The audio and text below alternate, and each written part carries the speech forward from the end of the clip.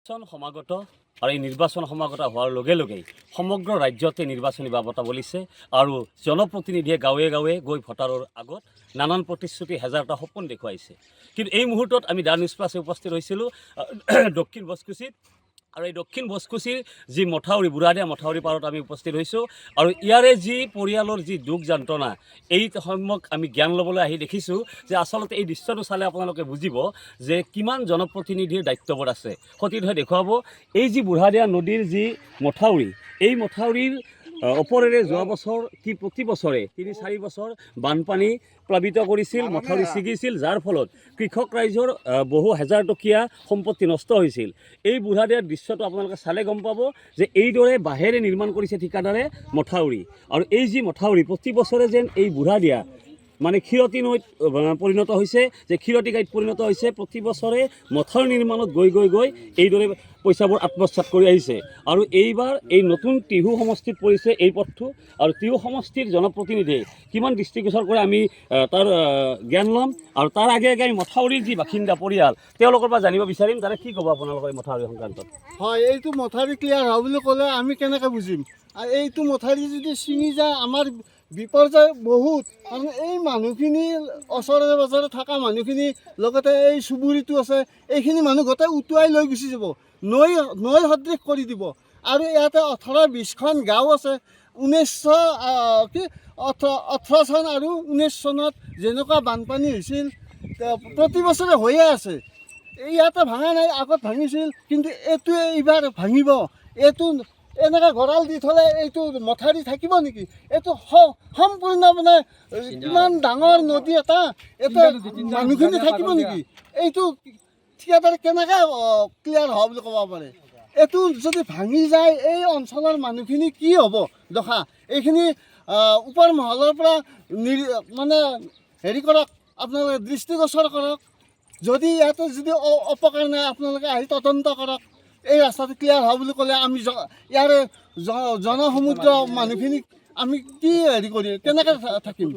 হয়, লক্ষণীয় কথা যে এটা বিভাগ আছিল জলসম্পদ বিভাগ, যে মথাউৰি নিৰ্মাণৰ কাৰণে জলসম্পদ বিভাগক ৰাখি থৈ দিছিল। লোক নিৰ্মাণ বিভাগ আছে আৰু এই বাৰিষা হ'লে এই স্থানটোত 3টা নদীয়ে সংযোগ হয়। ইয়াত মৰা পাগলদিয়া আৰু বুঢ়াদিয়া এই 3টা নদীৰ যি সংযোগস্থলী, এই সংযোগস্থলীয়ে কি কৰে বাৰিষা আহিলে 18খন প্ৰায় গাঁও উটুৱাই লৈ যায়। আৰু এই ক্ষেত্ৰত আমি আন এগৰাকী ব্যক্তি আছে, তেওঁৰ পৰা জানিব বিচাৰিম। তাৰে কি ক'ব আপুনি? ক'ব লগাতে বহুতেই আছে, কিন্তু যিখিনি ক'লা ওপৰতো বক্তাই সেইখিনি দৃষ্টিগোচৰটো আপোনালোকৰ নিশ্চয় আছে। আপোনালোকৰ চেনেলৰ যোগেদি মই যিজন প্ৰতিনিধি এটা চিৰিজত লৈছিলোঁ কিজানি ঠিকাদাৰ, তেখেতক নিশ্চয়কৈ আহি যিখিনি কাম সেইখিনি চাই গ'লে এবাৰ নিজে গম পাব। আৰু চৰকাৰৰ দৃষ্টিগোচৰ আপোনালোকৰ থ্ৰু দি এই কামটো কৰাৰ কাৰণে আমি আহ্বান জনাইছোঁ।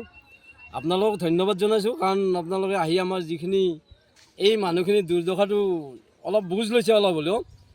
ওপৰ মহলে আচলতে কি ভাবে এই ৰাস্তাটো ক্লিয়াৰ কাজ কৰি দিছে সেইটো আমি নাজানো। তথাপি আপোনালোকক আশীৰ্বাদ কৰি আপোনালোকক সহায় সহযোগ বিচাৰি এই ৰাস্তাটো যাতে আমাৰ আৰু পুনৰ নিৰ্মাণ হয়, উন্নত হয়, তাৰ কাৰণে আপোনালোকক ধন্যবাদ জনাইছোঁ। মথাউৰিত কিমান অশোকে মাতি দিছে? মথাউৰিটো আমাৰ যিটো পুৰণ মথাউৰি বৰ বেছি 1 ফুট 1.5 ফুট মাটি হৈছে পুৰণ মথাউৰি। কি আছিল ঠিকাদাৰজনৰ নাম? নাম কি আছে ন? ক'ব লাগিব যে 1 ফুট মাটি দি পেলাই মথাউৰি নিৰ্মাণৰ বৃহৎ লক্ষ লক্ষ টকা আত্মসাৎ কৰিছে আৰু নিৰ্বাচন আহিছে, জনপ্ৰতিনিধিয়ে গাঁৱে গাঁৱে ভোটাৰৰ ওচৰত আশ্বাস দিছে। আন এগৰাকী ব্যক্তি আছে, মই তেওঁৰ পৰা জানিব বিচাৰিম। আমাৰ আই মাতৃসকল আছে, গতিকে তেখেতসকলৰ পৰা জানিব বিচাৰিম তেখেতসকলেনো কিদৰে জীৱন নিৰ্বাহ কৰি আহিছে বাৰিষা কালত, তেখেতসকলে ক'ব। এইদৰে আমি আগবাঢ়িছে, আপুনি দাদা কি ক'ব এই মথাউৰিটো সংক্ৰান্তত? এই মথাউৰিটো মানে আপোনাৰ এই অৱস্থা থাকিলে এই গাঁওখন থাকিব নেকি? এইটো গাঁৱত নাথাকে নহয়, গোটেই ডুবি যাব। এই অঞ্চল কি বহুত অঞ্চল আছে, মুঠতে 18-19খন গাঁও আছে। এই সৰ্থেবাৰী, নসত্ৰ, আপোনাৰ বৰপেটা পৰ্যন্ত এই নদীৰ পানী গুচি যায়। 3টা নদীৰ লগ হৈছে, এটা বুঢ়াদিয়া, কানাখুন্দা, পাগলদিয়া, 3টা নদীৰ পানী আহি ইয়াতে এইটো দি গুচি যায়। আচ্ছা, ঠিকাদাৰে এই যিটো মথাউৰি নিৰ্মাণ কৰিছে কি হিচাপত কৰিছে? ভাল কৰিছে নে তেওঁলোকে? কি কৰিছে? এইটোতো আমাৰতো হিচাপত এইটো হোৱা নাই ৰাস্তা। মোৰ ক'ৰবাত 1 ফুট পৰিছে, ক'ৰবাত 6 ইঞ্চিও পৰিছে, ক'ৰবাত 1.5 ফুট পৰিছে। বাঁহ যে দিছে থাকিব জানো বাৰিষা? এইটো বাঁহ দিলেও নাথাকে, এইটো কাৰণ দুনিয়াৰ ৱাৰ আছে।